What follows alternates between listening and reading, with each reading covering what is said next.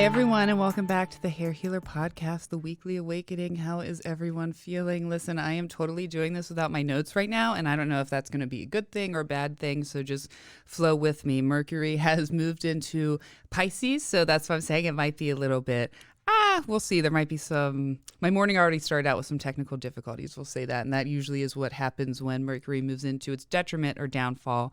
I'm not going to jump right into that, though, but that's going to be a big focus on what we're talking about, especially because it just happened last night, on Monday night. So let me jump in. How is everyone? How is everyone's week? I hope everyone is doing well. Thank you for the continued support, the reaching out, the sharing, subscribing. Again, you can help me by following me on Instagram at the Hair Healer 1111, sharing my episodes with people, telling people about me. Also follow me on the Hair Healer Facebook page and just sharing, subscribing. Please give this a like on whatever you listen to this on, subscribe to me, whatever. Any of that stuff really helps me. Honestly, just word of mouth, you telling one person about me or the podcast helps me and puts that energy out there. So thank you for everyone who continues to do that and support me. If you want to reach out, please reach out. The Hair Healer Podcast at yahoo.com. If you have a story you want to bring up or you want something you want me to talk about on the Weekly Awakening, feel free to email me on that. So let's jump right into it. Let me tell you. So Mercury, it rules the way we communicate, the thoughts, our thinking, our travel. Those are some of the things it rules. And when it moves into Jupiter, right, the planet of abundance and joy and spirituality and excitement and just like big, wonderful Jupiter things, it's actually in its downfall there. It's in its detriment. They're opposite signs. So there can be some good, but often some difficulties during this time. And so it happened, yesterday was Monday, today's Tuesday, and you're listening to this on Wednesday. But Monday night is when it switched over. And that morning I take my kids, I wake them up. They're like perfect, which they never are in the morning, and calm. And I picked up from school and it was like hell on wheels. Like they instantly got in the car. They were dramatic, right? Everything is extra. Their emotions were, just their communication was just loud and yelling and just not making sense. And I was like, oh my God, this is Mercury moving into Jupiter, right? Like sort of like these loud Jupiter communications and just like, and when it's in its downfall, sort of like bringing out the not always positive side, but still a loud communication, if that kind of makes sense. So take a breath with that because that will happen with that. And on the other hand, there's also going to be sort of these great, exciting conversations that can happen. And in that same token, on the other hand, be careful, those great, exciting conversations can also turn ugly or bad fast, right? And can be like, oh my God, again, I don't know if I'm describing Jupiter well, but when we think of Jupiter as happy, abundant, and just expanding everything, when Mercury is in there, it can take those qualities and bring it opposite, right? So make it just extreme on the wrong side. So, I already last night had a really great conversation with someone in my life for like 2 hours, and it was just about life and spirituality and things like that. And that was full of Jupiter, and it was just, we were talking and we're communicating, but also in its detriment or its fall already. I was driving my kid to school this morning and I saw a cop pull over someone and I saw him again. So again, the way we travel when Mercury's in retrograde or it's in its detriment and somehow, I actually see that a lot. You'll see cops more, the way we travel, you'll see them out there, right? Like giving speeding tickets in abundance, or like if you do something in abundance, there can be repercussions, right? Repercussions with that. Also with Mercury and Pisces, there may be, and again, because Mercury is two-sided and duality, but we're going to see a different side of this duality right now. We can get lost in our illusions, or maybe not exactly trust the way that we think or that the way we feel. That can happen. We can get lost in our mind. Mercury will get lost. And if you're Mercury ruled, you understand what I mean, but you can get actually lost in your thinking, or just sort of be like, because Pisces energy is I remember reading something about this a long time ago in astrology about Pisces energy. And they said they're either the most likely to get locked up or be the CEO of some crazy company because of some like outrageous thing that they created. And they're the dreamers, they're the seers, they're the illusionists, so they go into their own world, and this can happen in Mercury. And so in the same ways, it can be nice, right? It can trigger or add some more flavor to our creative endeavors. It can say, hey, let me be more open-minded to my thinking. Let me allow myself to flow in different ways. And that can be a good thing with Mercury and Pisces. But at the same time, especially I think if you're someone who tends to already think in that fantasy way more, you're going to sometimes get lost in that and be like, oh my God, what was I just thinking? How did I get lost in that world? How did that happen? And that particularly happens to me. I think all the Mercury ruled things, I get very lost into my own mind and my fantasy world. So when I know that certain transits like this happen, I'm like, okay, be more aware, Colleen, don't get lost into someone's words. Again, Mercury can be a trickery. So maybe you can get caught up in the things that someone is saying to you, or, things like that, especially because we still have Venus right now in Pisces. So there is going to be a lot of that. How is everyone's new moon? My new moon, again, I was talking about, it's going to be like kind of a romantic new moon. I did have sort of, I can't really get into it, but like a romantic new moon that has been triggering in a good way, like inspiration. For me, I think the last couple of years, a lot of my inspiration came from a very dark, deep place that I was in at the time. And I always, that's how I mourn, or that's how I get through hard things or hard times, is that I often go right to like creative projects and I write, or I just create in some sort of way. So, oh shit, I already lost what I was thinking. So, and this is where Mercury and its detriment, the way we communicate, if I would have had my notes or even wrote any notes, I'd be like, oh wait, that's what I was thinking. But what happens is when I, stop, this is maybe excuse or it's the truth, I say when I can't remember what I'm saying, or I stop mid-sentence, or I think, I guess the universe or, the source did not feel that was important, the direction I was going, or isn't what needed to be said. So Mercury's going to be in here for a little bit and just let things flow. I was just on my friend Joe's podcast before we came here, and we were talking about Mercury retrograde and what I love, it always gets such a bad rep, but what I love about it is it teaches us how to go with the flow. So look at this transit as a mini Mercury retrograde, and it teaches us how to be resilient facing life's difficulties. It also teaches us how to go to go to plan A, plan B, plan C. And so many people don't live that way. And then they're constantly stressed or always under control, or trying to control, fix, manage, control, whatever it is. And this teaches us, it's almost like the universe keeps piling lessons to be like, look, this is how you understand that you're powerless, and understanding that and accepting that is going to lead you to so much freedom. So just let go. So I'm going to keep piling these lessons. And I think, damn it, I hate when I forget to turn off my heater. Sorry if you can hear that. Though soon we're almost getting done with heater time. We're getting ready for that AC time. I'm feeling that. So again, sorry if you can hear that. And shout out to my friend Jen who listens to this, and she's always like, stop saying you're sorry. She's like, that's like the one thing I got to take with you, Colleen, is stop saying you're sorry.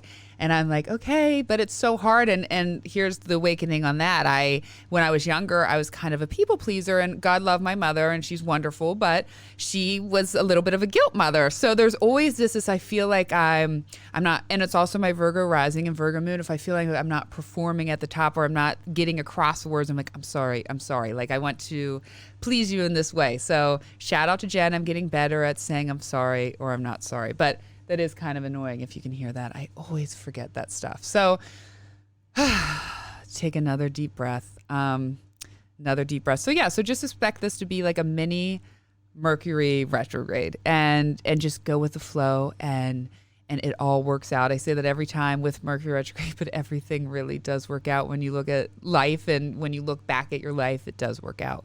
So this week's weekly awakening for me is learning how to have fun. Now, you might say, what are you talking, Colleen? You were one of the most fun people I know, or maybe you don't think that, I don't know. But you love to have fun, and you enjoy life, and you figure that out. And yes, to a degree, I make sure I do, and I try to look at the good in everything and try to have fun and the purpose. But at the other token, I also have these very I'm obsessed with work. I'm obsessed with creating. I'm obsessed with this. And I have been for 2 years, that I put so much on the back burner. I put friendships, I put dating, which that needed to happen, on the back burner. I put so much beside my children on the back burner. And what happened is I got burned out, right? Because when you're but this is important. So, don't get me wrong, creating, this is still, my children are still number one. But I felt like I had no more joy left. I felt like I wasn't enjoying. I was creating and I was working, but I had no one with me. And part of that's my own because I don't really let people into my world. Very few. I'd rather be alone than let people in. That's my own. It's my own issues. But I was like, I'm not having fun. I'm not enjoying. And I prayed, please bring someone into my life, friend, whatever, to bring me joy, to show me happiness, to show me how to have fun again. And also allow me to allow that to happen. Allow me to be open to it. Allow me to say, you have no idea. I'm not joking when I say I work 24/7. Kids, between social media, this, doing hair, all of that stuff, I'm creating, I'm building an empire. So I'm working all the time. But there comes a time where you need to replenish yourself, or so many great ideas come from having fun, not just, constantly being in a state of creation. So I said, Colleen, you must allow yourself to be open, allow yourself, give someone some of your time. And I did that. And I've been doing that for about 2 weeks now. And I've just been having so much fun. It's been weird. I've pulled back from social media a little bit. And I've just been like allowing myself to embrace and have fun and allow this person to teach me how to have fun again. They're another Gemini, double Gemini. And I'm just like, okay, we're having fun. I'm sharing peace and kind of finding that balance, but knowing, hey, it doesn't need to be all work. And sometimes, yes, it does, but you have to learn to make room for yourself or you'll get burned out. And I think something else that happened is it just became no fun. Even creating became no more fun anymore because I wasn't having fun. Granted, we were trapped inside a little bit more than normal, but I was still not allowing myself to have fun or communicate. So last week's Weekly Awakening was creating romance and if you did that, especially with the new moon that happened, and I woke up Sunday morning from the new moon feeling like so ready to create. Like it was so funny because I had Venus in there, so it was like amplified our creative pleasures and like enjoying life. And I woke up like, and again with that Pisces, like, oh my God, I feel like romantically recharged and I'm ready to create from a romantic place and finding romance. And again, I don't just mean relationship, but finding romance in your life again, finding romance in yourself. That's what I talked about last week, finding romance in your creative pleasures, because so much joy and happiness comes from romance. And how do we create that in our life? Now, I did that. So now this week I'm focused on creating fun. How do we have fun? I think also we're all feeling a little antsy. Like it was nice last week and the world's starting to open up a little bit and you just can't keep us pent up anymore. You really can't. It's like a slingshot and we're all just dying to have fun. So before the world opens up fully, I'm inviting people into my life and I'm going on a journey of fun and I'm going to enjoy. And what happens to me, which you won't believe this or not, or maybe you do, is when I start to have fun or I take out time for someone or to just like enjoy life, I'm like, but I'm not working and creating. Like I'm not, that's very Virgo. I'll be like, but I'm not making money, but I'm not creating, but I'm not doing this, or I'm not going to do that, or I'm going to fail this person, or if I don't do this, I don't do that. And that's not a state to be in, right? Like, no, that's not happiness. Because again, in such a short time in a year, I got burned out on that of not having fun. So how can I create fun, find some sort of balance? Because with that, there has to be balance. But how can you find fun in your life today? Right? And again, we have the moon, it's in Aries, it's moving into Taurus. So, and it's happy in Taurus and Taurus enjoys pleasures and life and the good things in life. So look at that, like bring some fun. What do you need to bring fun into your life? And ask yourself, are you allowing it? Are you allowing fun into your life? Are you making space for fun? Are you opening your heart for fun? Are you opening up your energy for fun? And because sometimes we're not. Sometimes we think, oh my God, I want this, I want that. But we're not opening our mind, body, and soul. We're not opening up our soul to align to that. We're not allowing it because sometimes we can be scared, right? Like I know for me and sometimes people that have experienced trauma or drugs or whatever it is, we start to have fun or we start to like create good and we get scared, right? Like, oh my God, I'm having too much fun. Like something bad's going to happen. The other shoe's going to drop. No, like the more we learn to stay in that fun vibration, the more we learn to have fun and embrace it, the more that will come. Yes, life is still hard and hard things happen. And some years are more devastating than others and harder and less, but we learn to have fun and eventually we will be creating that more and we'll find fun in our day-to-day life. We will find fun in going to the grocery store. We will find fun in all of that. And I just wanted to say sorry again, because when I do these, I have no one else controlling it. And I used to have someone controlling it, not with this. So I listen back and I'm like, do I sound too close to the microphone, or do I sound too far away? Or do I not come in and out? And you listening are like, oh my God, stop. But that is too, like, I have a problem with like always perfecting those tiny, tiny, tiny details. But it's live when we learn, and we're creating this. And something that just came to me too with this is in Mercury and Pisces, not getting lost in someone else's journey and how far they've come, right? And focusing like, I'm not as good as them. I'm not doing this. I'm not doing that. No, focus on your own journey. When I catch myself doing that, like, oh, I didn't accomplish as much, or they're ahead of me, like, no, Colleen, look back at your own journey. And I was thinking, it's been now over 2 years ago since I started the hair healer and that brand and the podcast, and not knowing exactly which way I was going to go. And I'm like, holy shit.